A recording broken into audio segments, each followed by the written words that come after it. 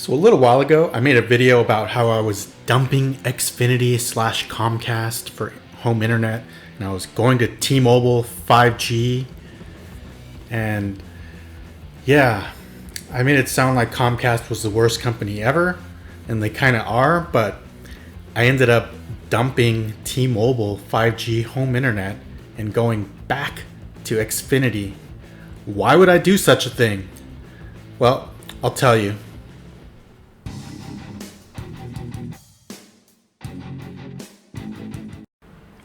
Hello all you people out there. So please like, comment, subscribe. Thank you very much.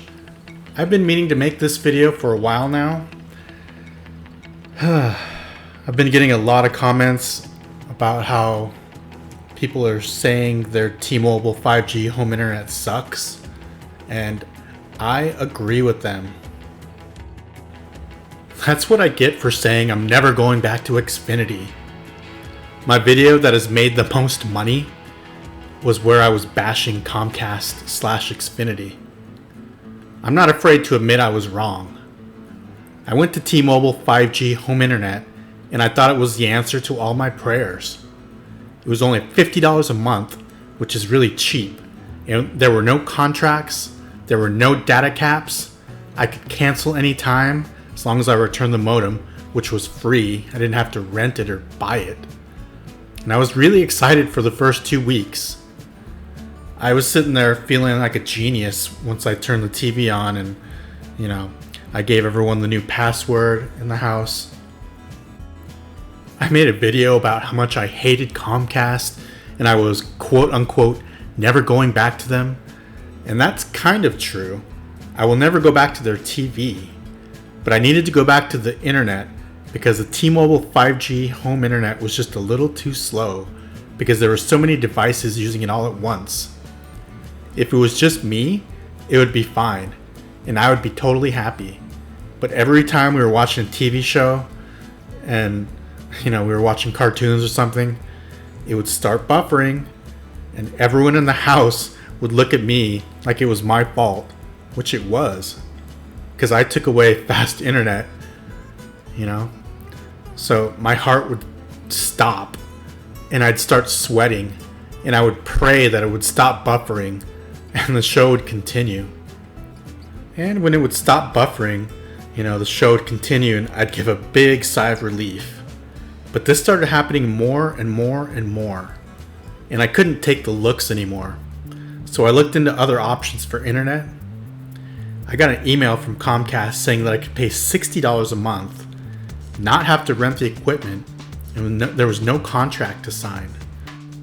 After a while, I started thinking to myself, faster internet for $10 more per month. I guess I'd have no choice. So I went back to Comcast.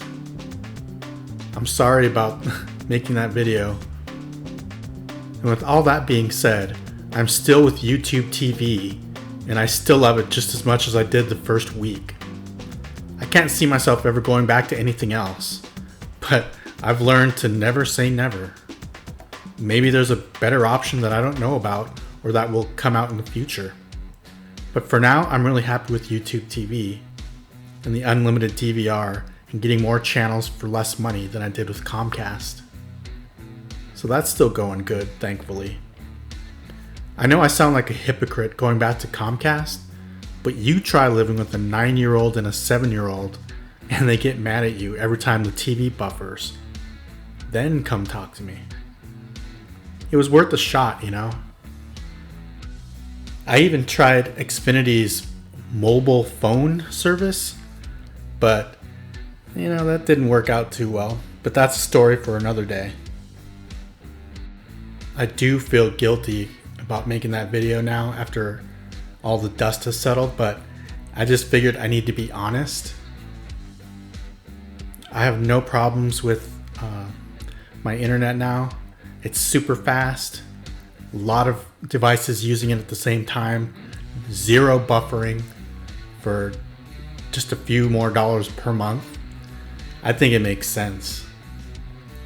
I mean, why wouldn't I want to at least try T-Mobile? Look how happy that family is.